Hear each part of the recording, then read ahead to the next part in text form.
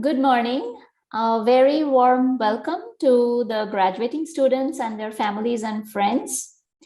Before we begin, I would kindly like to request everyone to keep their cameras on, microphone off, and keep the Zoom settings on the switch to active speaker mode, which should be on the upper right-hand corner. Thank you. I'm delighted to host the 16th annual convocation of the Faculty of Architecture at CEPT University. I would like to begin with congratulating the graduating students and, most importantly, all those who supported and inspired them. This, as we all know, is the second online convocation in the history of the university. We were really hopeful for having a physical convocation after a successful winter exhibition event at the end of 2021. Unfortunately, the situation is quite different. While we would have loved to celebrate this in person with you, we will try to have the same level of fun and engagement in this virtual mode. Let's not allow the pandemic to dampen our spirits and move on with the planned events for today.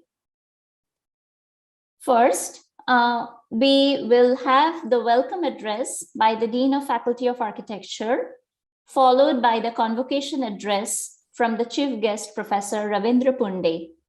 I would like to request our Dean, Professor Anjali Yagnik, to deliver the welcome address. Over to you, Professor Yagnik. Oh, unmute. Thank you, Chandrani. So good morning and welcome to the Convocation 2022 at the Faculty of Architecture at CEPT University. And a very special welcome to our students, both undergraduate and postgraduate, who are graduating today. So as we all know, graduation from professional schools and colleges in particular is a significant rite of passage, because one is sort of suddenly transformed from being a student to a fully fledged professional with a bachelor's or a master's degree after this event. And this day will remain a red letter day, a very important day in your memories throughout your lives. I hope your experience at CEPT has been comprehensive and valuable, both professionally and personally.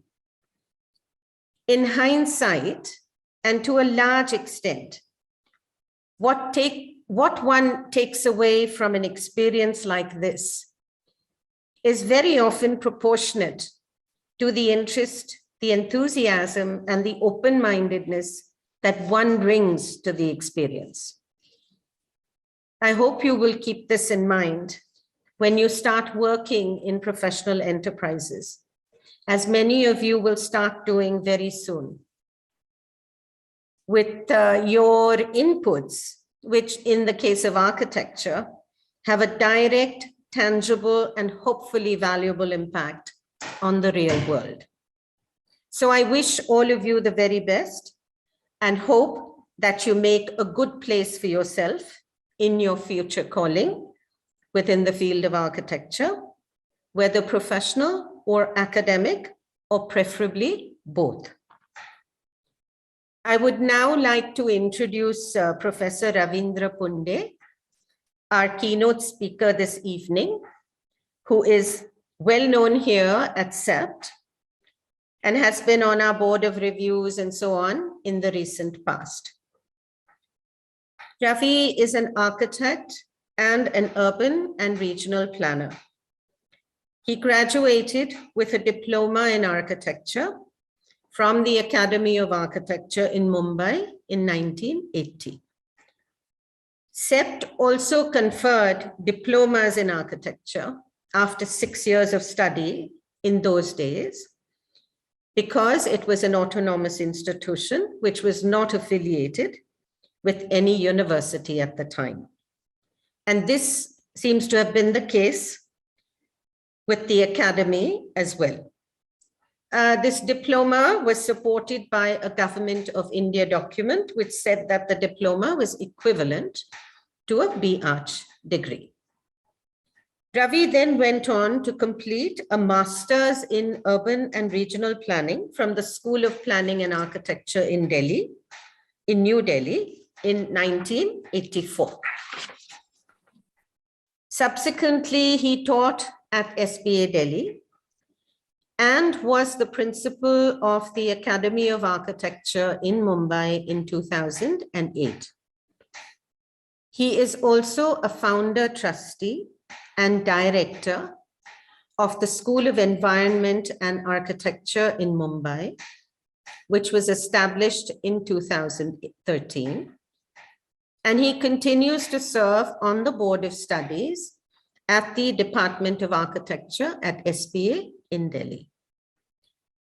In 1987, along with Savita Punde, fellow architect, landscape architect, and wife, Ravi co-founded the well-known and prolific landscape and planning practice called Design Cell, which operates from Gurgaon, Mumbai, and Bangalore.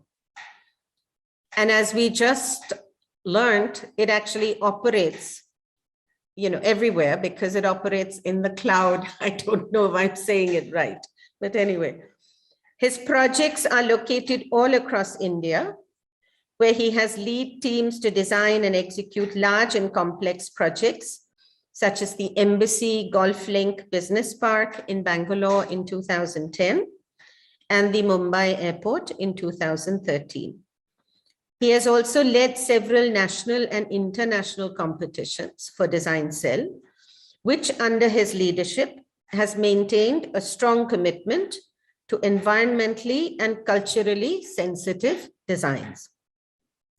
Notable competitions in which he partnered are the Design Ideas Competition for DDA Housing in 1984 and the Mahim Nature Park Competition in 2017. At a personal level, my late husband Vijay Yagnik and I have known Ravi and Savita Punde since 1992. And apart from becoming good friends, did collaborate on the initial projects or initial stages of some projects in the early 90s.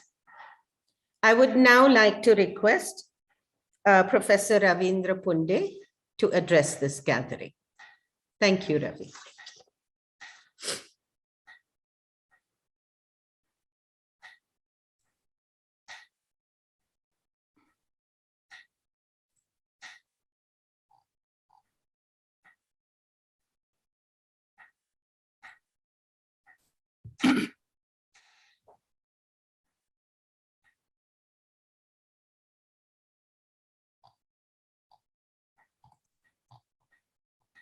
Just give me a minute.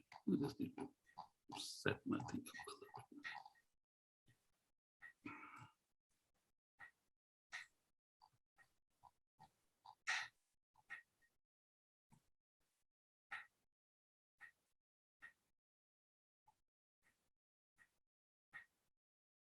So as I was preparing for this address, I was wondering what would happen if Musk and Gandhi were to have a conversation.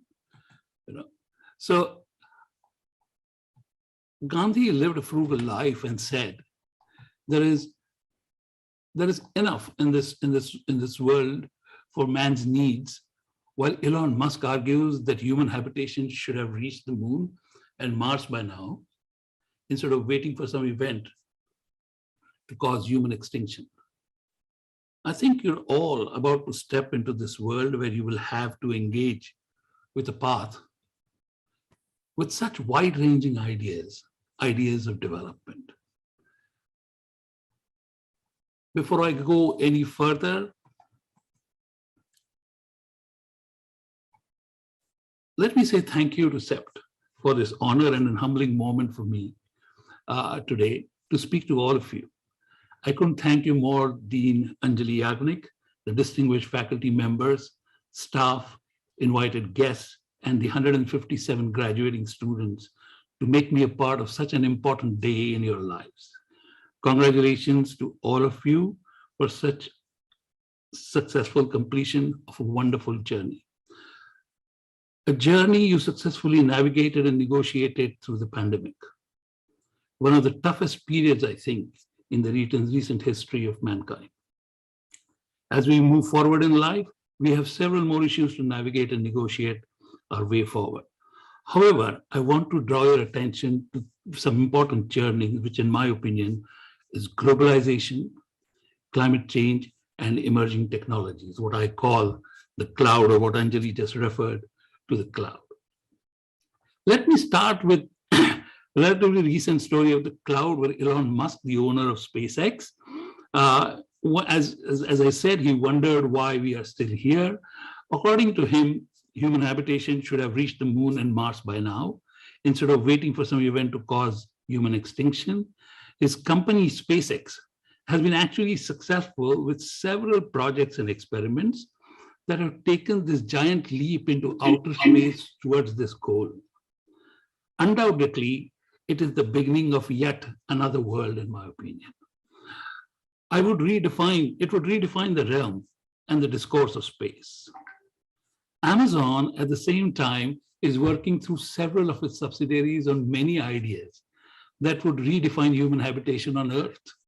It is working on floating delivery systems, flying warehouses that would use drones that would fly in. And, there are several spatial imaginations, such as the Beehive, a fulfillment center for goods and wandering drones, a high-rise delivery center in the middle of the city. It is introducing new forms of environment within the city that would not only bring a new built and shifting space that are not anchored in location, but will substantially disrupt and redefine transport and delivery. What is significant about these developments is that all of these are imagined without any human intervention. Much of these will operate through machine learning and the Internet of Things. Alexa, right? The nature and extent of Alexa's engagement in our life is unimaginable. She would inhabit everything. Your voice is her command. No handheld device, no app, no two-finger typing, simply faster. These imaginations of an artificial intelligence and robotics will take over almost every human activity, and where these robots perform much better. The number of such activities are increasing. This brings into question the need for human work.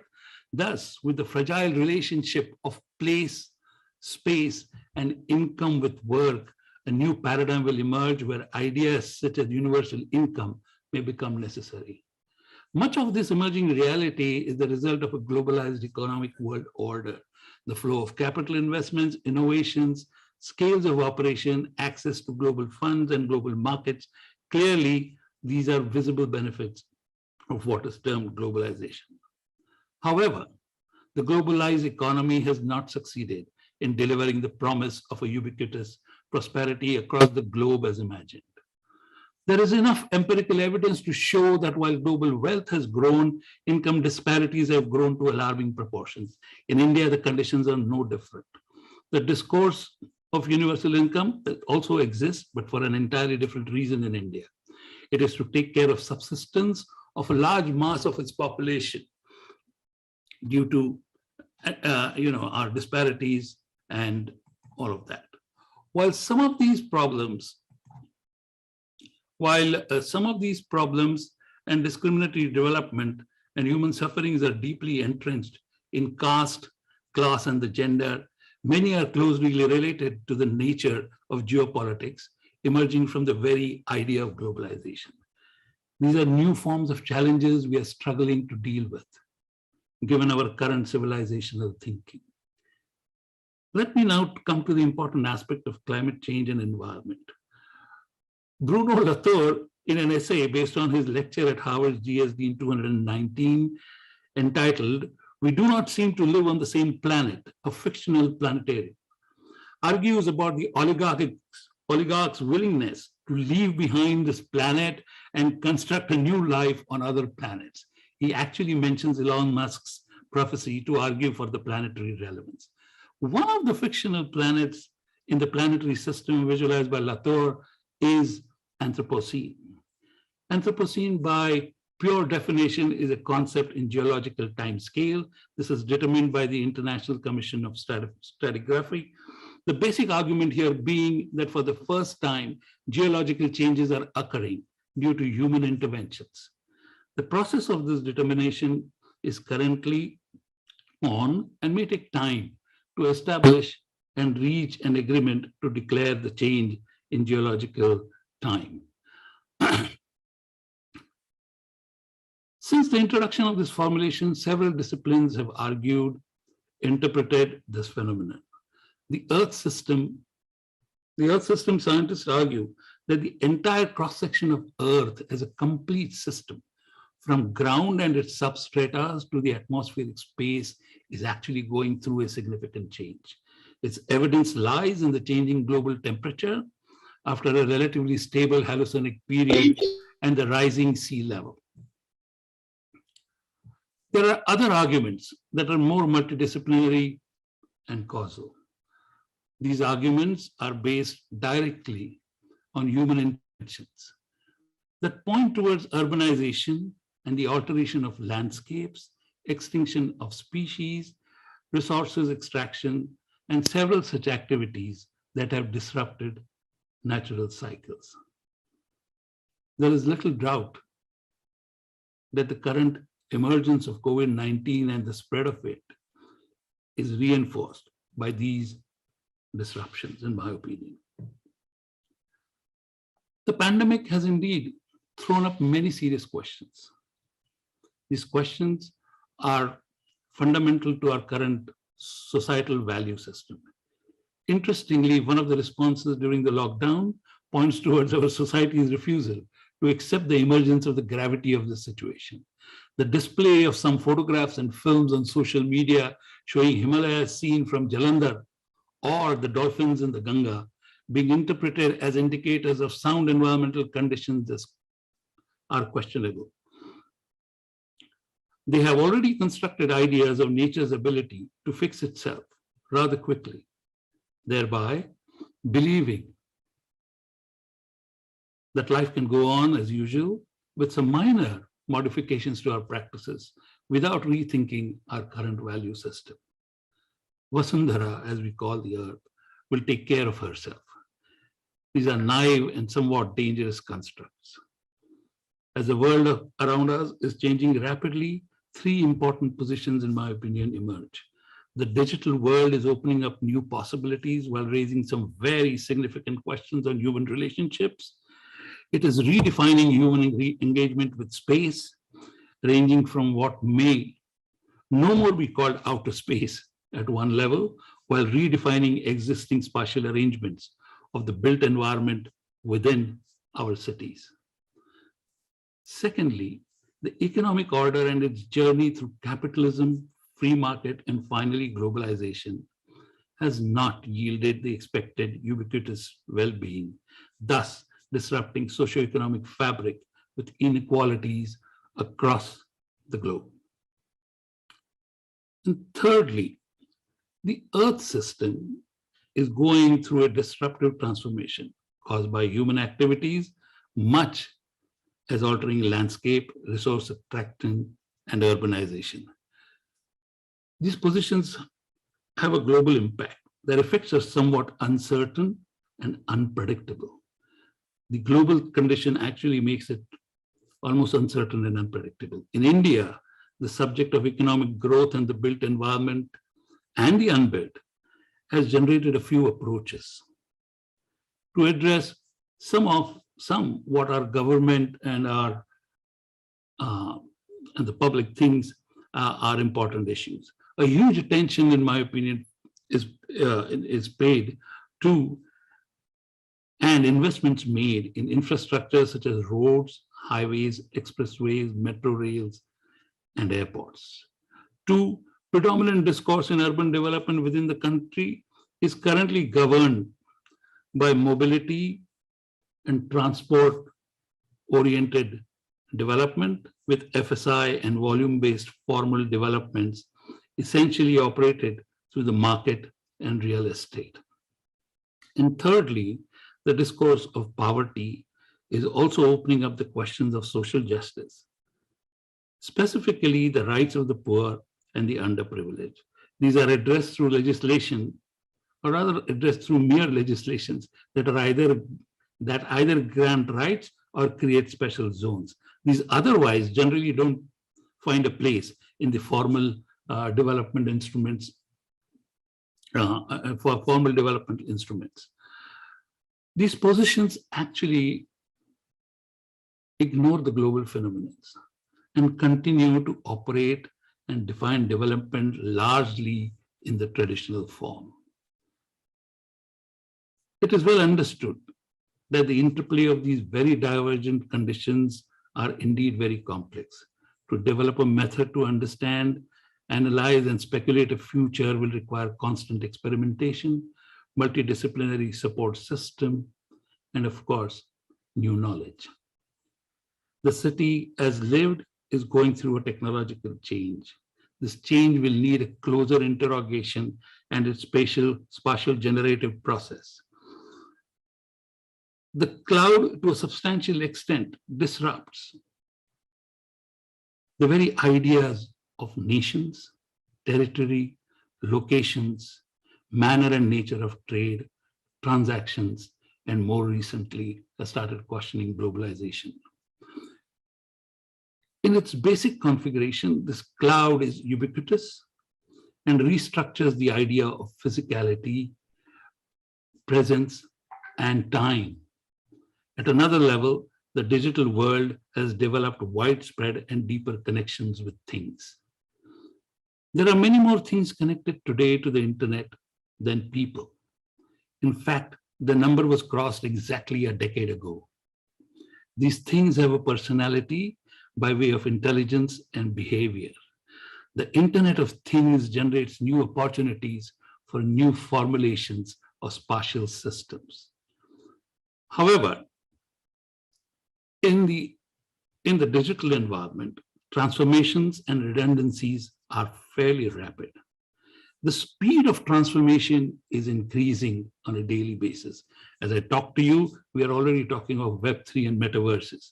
While at the same time, the space between two events or these transformations is narrowing, thereby requiring systemic agility to absorb changes, to readjust itself rapidly.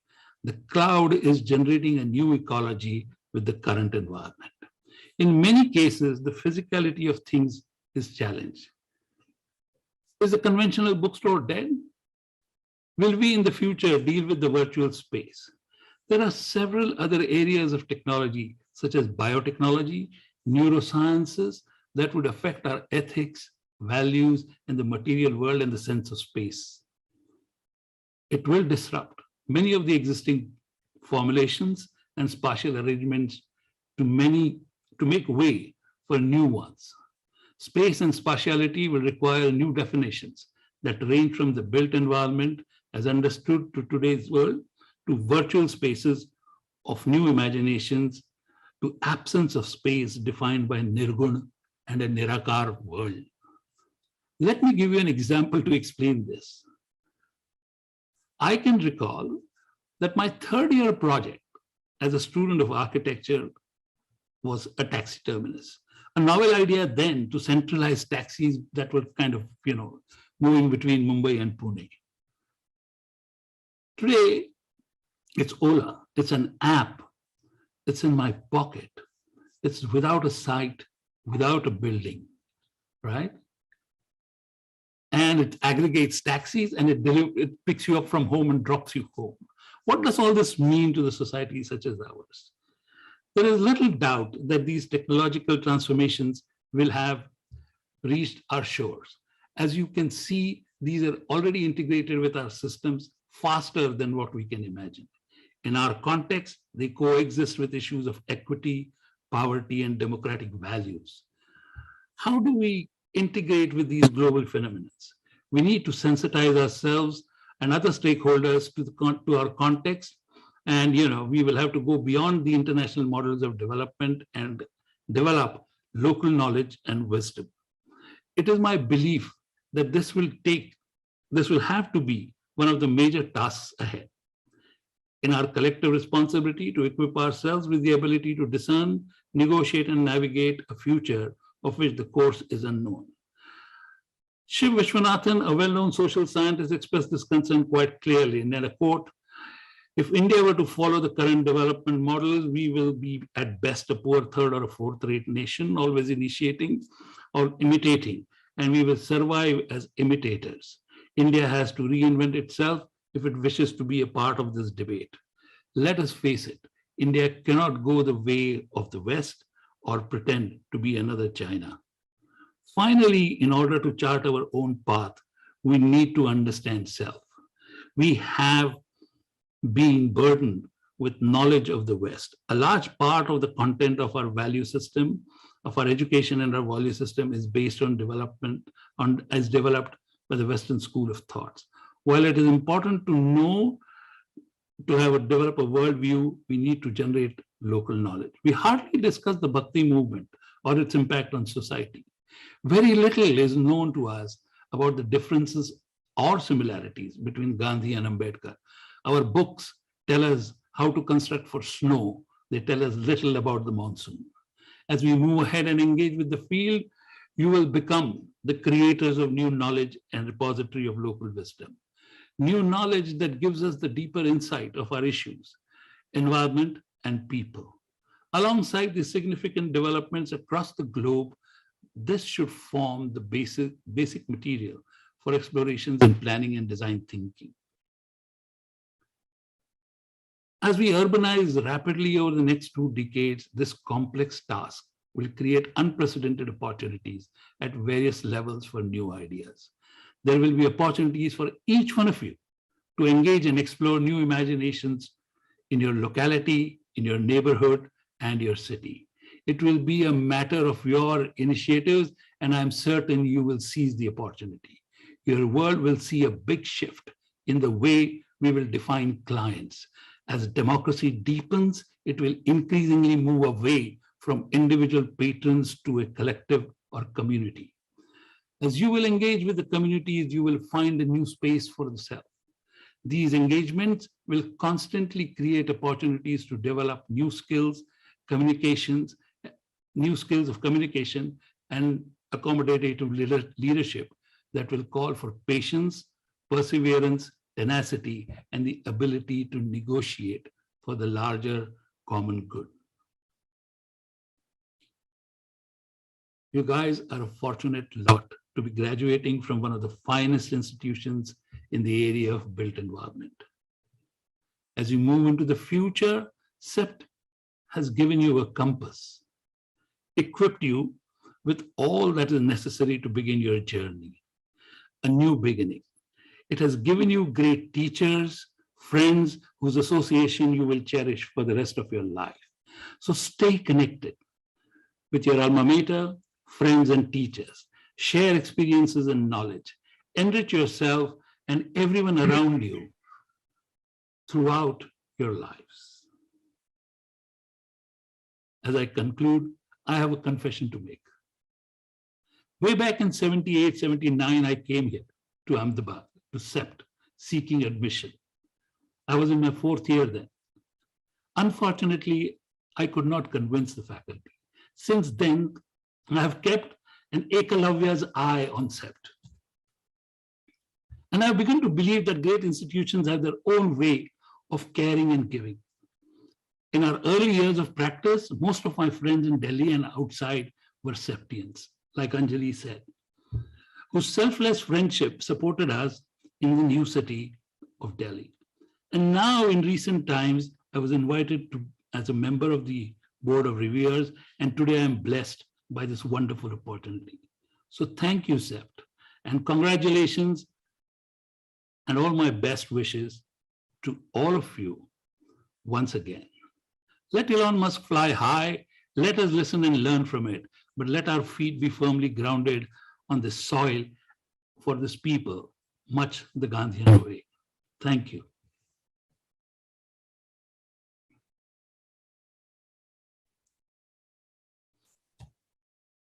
Thank you very much, Ravi. for an enlightening convocation address. I thought it was thought-provoking because you sort of went beyond the narrow confines of the built environment that we sort of, concern ourselves with, and sort of took us into a brave new world and then brought us right back, to the kind of issues and that, all of our students will encounter, in the course of their careers. God knows where it will all go, where it is all going to end up. And as you had mentioned, of course, I think the greatest hazard or problem we face right now is the one of climate change, the Anthropocene epoch that we are going through. And I'm not sure we really take it seriously enough. Also, because the lifespan of a human being is quite small compared to the history of the earth. So, but yeah, I thought it was really, really interesting, and, went outside and was really broad and yet rooted. So thank you. Thank you very much, Ravi. And I'm sure that all of our students have enjoyed this talk as much as I have. Thank you. Thank you. Thank you, Professor Yagnik, and thank you, Professor Punde. Before starting with the conferment of the degrees by the program chairs, we will announce the awards of proficiency of the current students in the undergraduate and the postgraduate programs in the Faculty of Architecture. Here are the current students who have excelled in the Bachelor of Architecture program. Anchal Ashok Tejwani from the second year, Omiya Sharma from third year, Viraj Bhatt from the fourth year, Charmi Patel from fourth year, Ishita Sujitra from the fourth year, and Nikhil Makhijani from the fifth year. Now for the best consistent performance awards, Adhirta Roy from the second year, Malavika Chidambat from the third year, Anirudh Shankar from the fourth year, Bhavya Ratadia from the fifth year, and Nikhil Makhijani again from the fifth year. I would like everyone to unmute and give a round of applause to the award-winning students.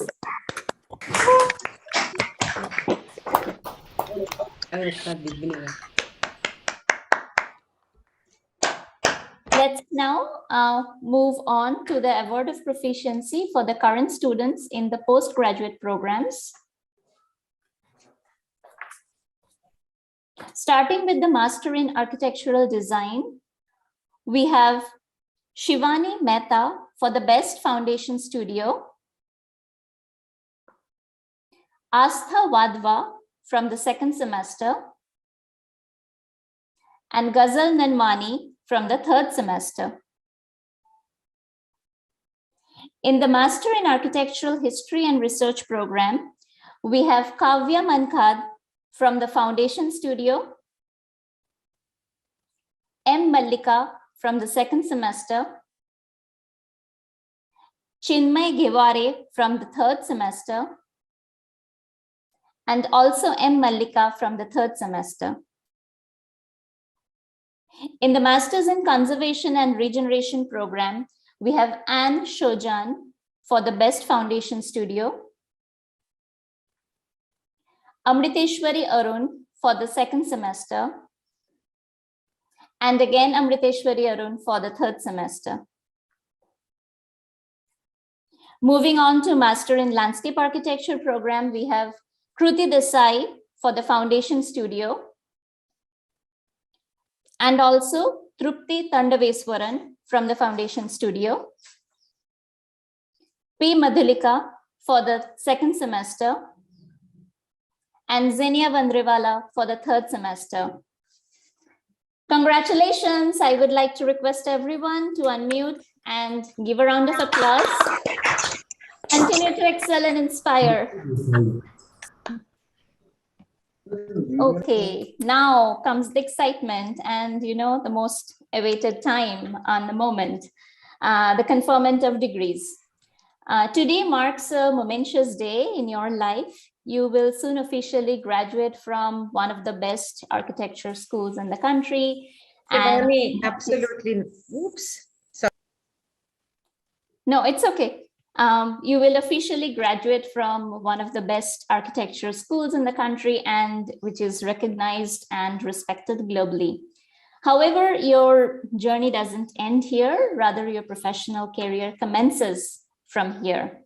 We will start with the Bachelor of Architecture program, and I would like to welcome the program chair, Professor Sachin Soni, to confer the degrees.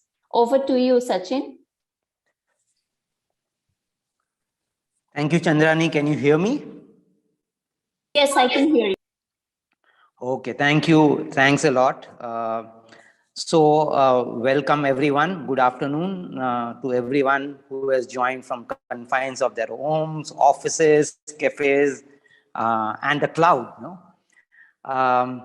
So the chairman and the members of the board of management of the CEPT University on the nomination of the Executive Council have conferred upon the following students the degree of Bachelors of Architecture.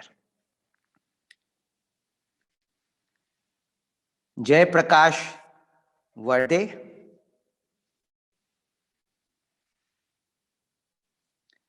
Suraj Parmar, Abrar Ahmed Khan Pathan, Anuj Kumar Suthar, Kanishka Chatterjee, Ashish Parmar,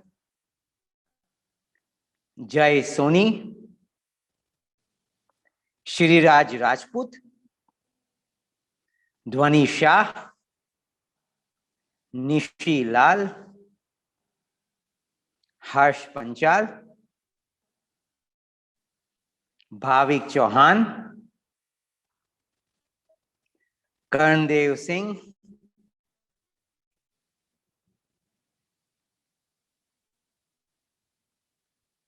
Shreya Sharma,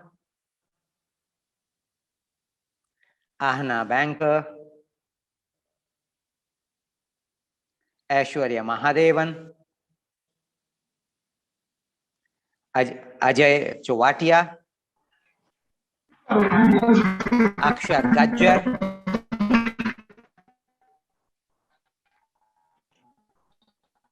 Archan Kiara,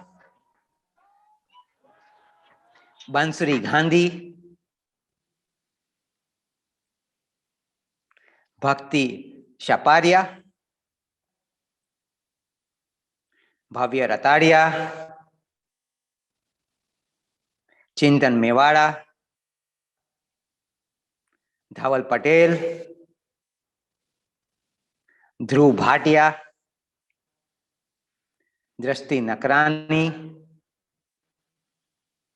Dhriti Patel, Dwij Hirpara,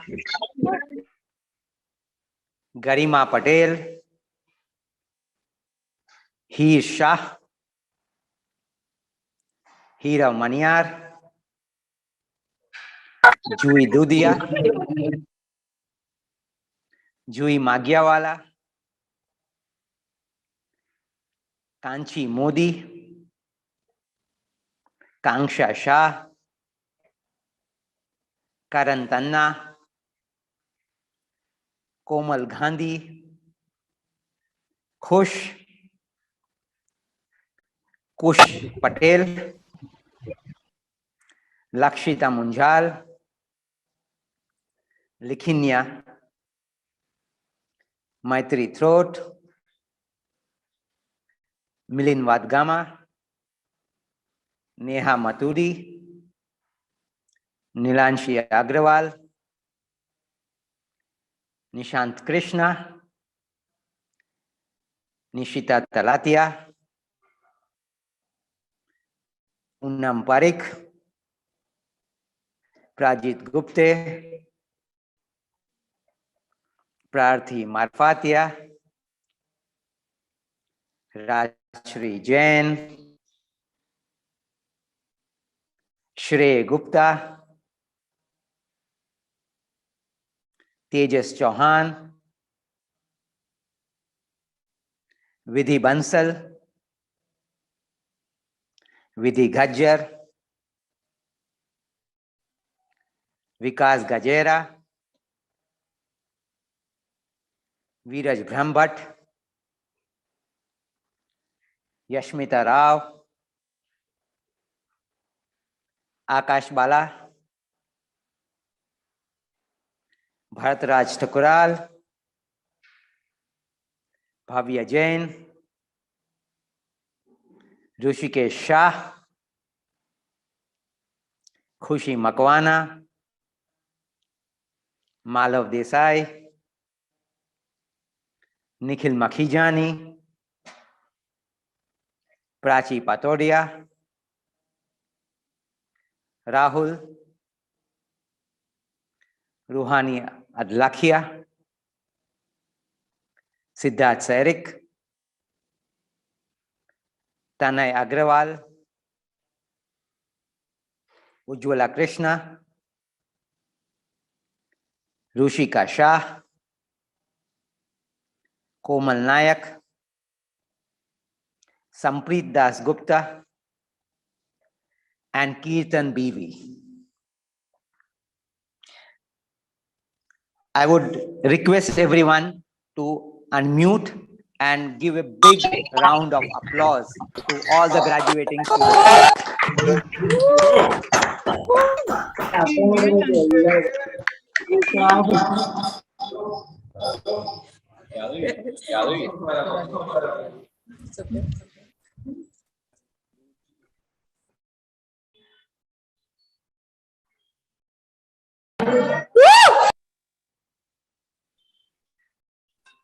So, moving on, Chairman and the members of Board of Management of the CEPT University on the nomination of the Executive Council have confirmed upon following students the degree of BSc in Building Design. Ravi Kithiria, Ashi Ganju. Once more, I would like everyone to unmute and give a big round of applause to graduating students. Congratulations, everyone, and hope to see you on campus, online, on cloud, whichever, 9th, 7th, whatever. Thank you very much and hope to see you soon. Now I would like to welcome the Program Chair for Master of Architecture in Architectural Design, Professor Anjali Yagnik, to confer the degrees. Okay. The chairman and members of the Board of Management of CEPT University, on the nomination of the Executive Council, have conferred the degree of Master of Architecture in Architectural Design upon the following students. Amar Agrawal, Amod Shah, Ashwin Senthil, Himanshu Godara, Karthik Nakkanna,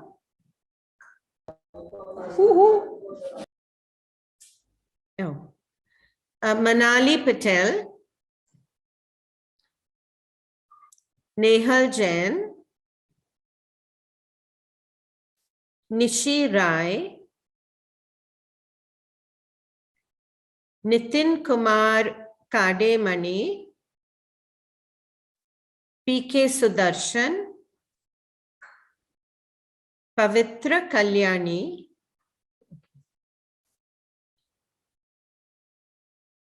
Shalini Agrawal, Roshita Sudhir, Sanjana Das, Satyapriya Mahanta, Shubhang Goela, Shubham Pani, Tanvi Dubbevar, Milind Nalavade, I'm sorry if I got that wrong. Yeah. Yamini Manjunath, Zalak Patel. Congratulations to all of you. I now request everyone to please unmute and give them a big round of applause. Lovely. Congratulations. Moving on, I would like to welcome the program chair for the Master of Architecture in Architectural History and Theory, Professor Gauri Bharat, to confer the degrees. Thank you very much, Chandrani, and really nice to be here with all of you. The chairman and members of the Board of Management of CEPT University, on the nomination of the Executive Council, have conferred upon the following students the degree of Master of Architecture in Architectural History and Theory. Ashwini Deshpande, Atulya and Abby, Fiona Evangeline, Geetu Gangadhar, Shashank IVS, Isha Choksi, Meen Purohit, Reshma Thomas, Ruchika Sharma, Vishwa Undavia. May I request all of you to please unmute yourselves and give these brand new historians a huge round of applause.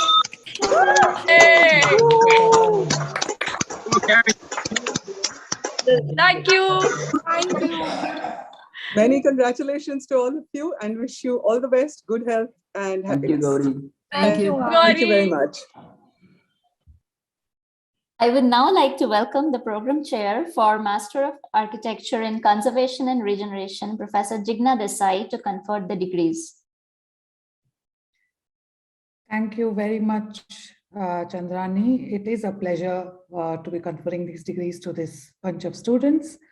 The chairman and members of the Board of Management of CEPT University, on the nomination of the Executive Council, have conferred upon the following students the degree of Masters of Architecture, Conservation and Regeneration. Anushka Mittal, Drishya V, Gayatri Deshmukh, Kanchi Chaudhary, Lakshmi R, Neha Chandel, Satvika Pancholi, Sarjan Dalal, Satyajit Chavan, Sneha Girish, Tejaswini Mirajkar, Urvi Dholaria, and Prakul Sardana.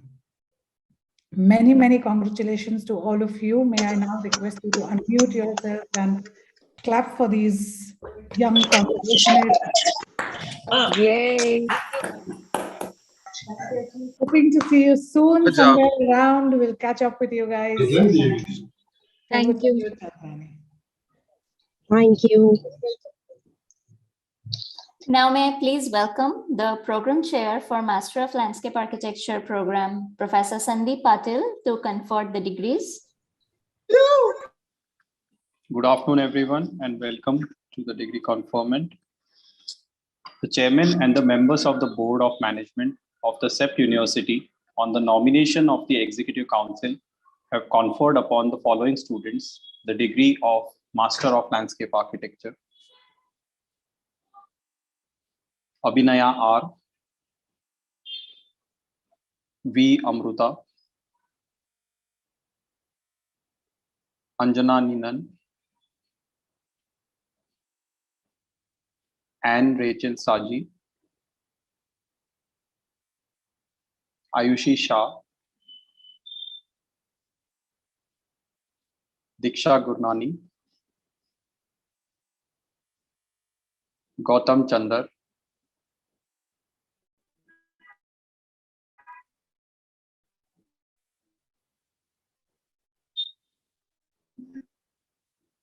Kaushik Guram.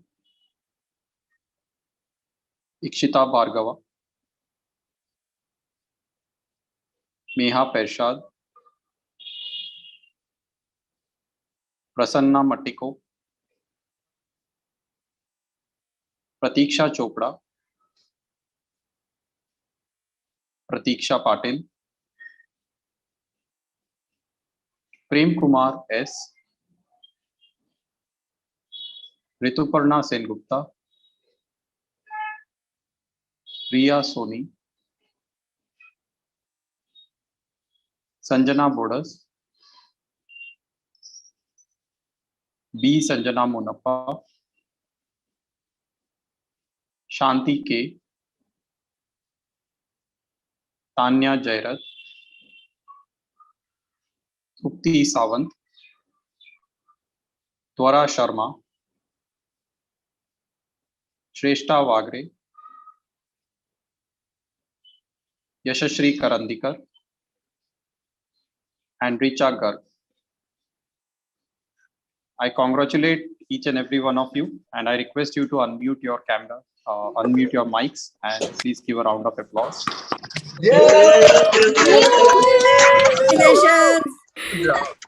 Hopefully see you soon. Thank you. Congratulations. Thank you, ma'am. Thank you, ma'am. Thank you.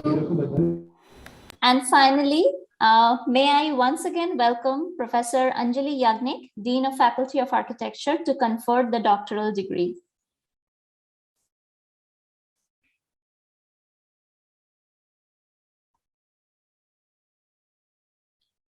The chairman and members of the Board of Management of CEPT University on the nomination of the Executive Council have conferred the degree of Doctor of Philosophy in Architecture to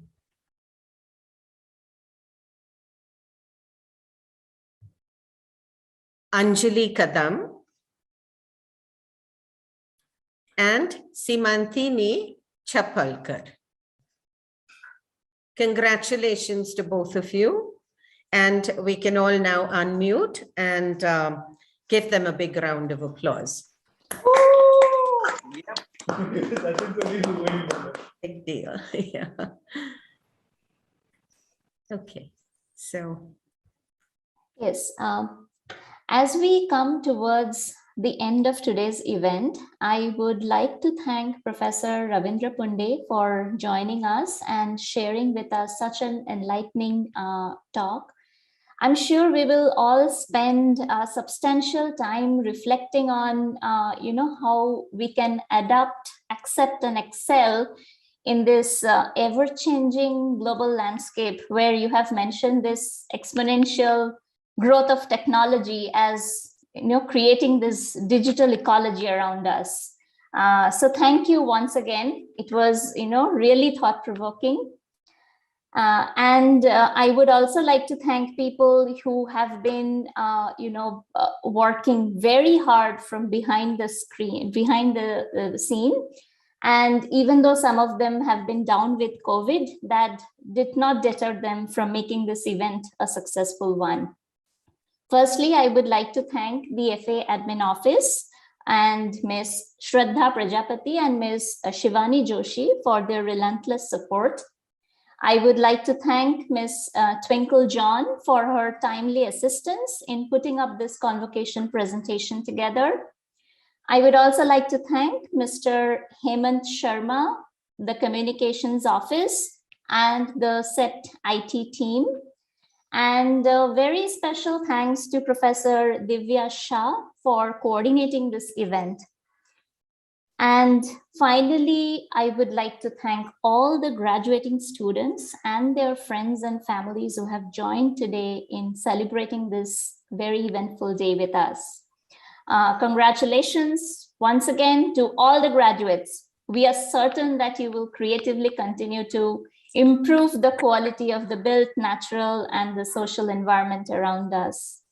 You are the future and will determine our future. Act responsibly, keep learning, give back, and most importantly, enjoy what you do.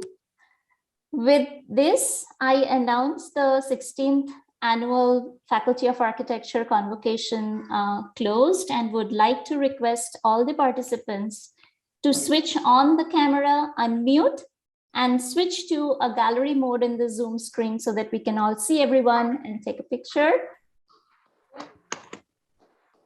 And a big final round of applause to all the graduates and the award-winning students. Yay!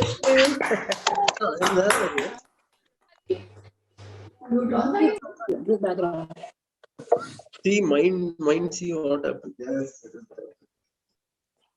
I think all the graduate students can fly off now, toss their dupattas. With the dupattas. Yeah, it can be. That would be the virtual tossing of dupattas. I think that would be wonderful. Count of three. I think I should count on 3.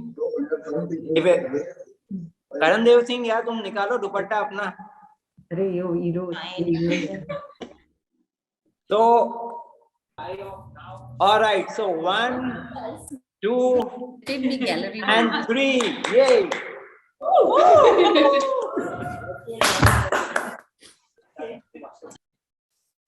Thank you, everyone. Congratulations you. to everyone. Congratulations once again. Thank you, Ravi. Thank you, ma'am. Congratulations to all.